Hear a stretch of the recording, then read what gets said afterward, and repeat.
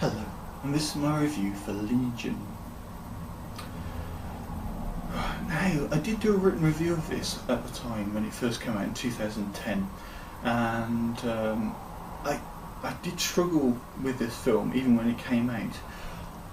I quite liked it, but there's a lot of things I didn't like about it, and I'll go to that in a moment. So a brief synopsis of the film is, it's the end of days, Armageddon has come, and there's only one way to stop Armageddon, which I'm not going to go into,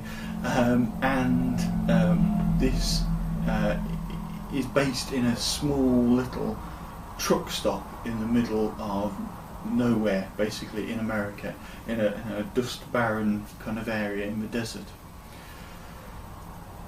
It's cleverly done because obviously it means it's on a limited budget. They could have just shot it 24 hours a day, which I imagine they did, and nobody would have gone past it. They wouldn't have had to close any roads or anything. It was quite barren and quite a lost kind of place. I like that in films. I like the kind of dispossessed thing of people actually living and working in these really kind of weird little enclaves all over the world where very few people ever go to, but when they do, they have to kind of give off this aura of being professional. I quite like that. I do quite like that concept, and I quite like that actually in real life. But whether or not this film really catches that, I'm not quite sure. I think what the problem for me is a lot of the characters are quite strong, and I'm not 100% sure that 5 or 6 or 7 or 8 very strong characters would get on very well if they all lived in a very small little enclave in the middle of nowhere. Realistically, I think there'd be very one strong character and everybody else would be quite weak around them to be able to cope with being in such a weird little location on your own. Saying that, that's just me being picky about social situations as much as anything else, and I think that makes it a little bit unbelievable, but it is a fantastic film. Special effects are brilliant, the whole kind of feeling about it is brilliant. It's very zombie-esque.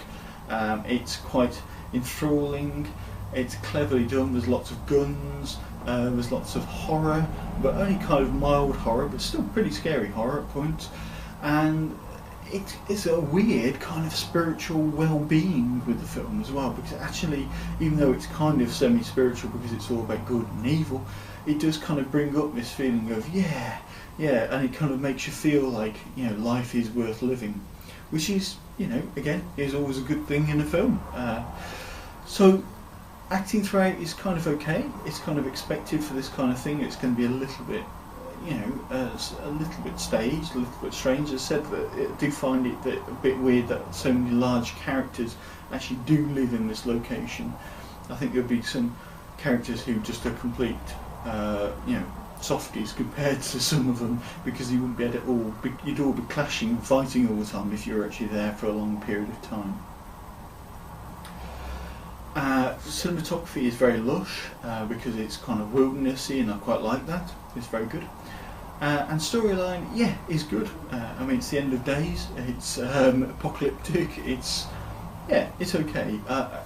Whatever you believe in, it doesn't really matter, because the end of days is you know, an entertaining but slightly disturbing thing to watch, and you don't need to be Christian at all to watch this film.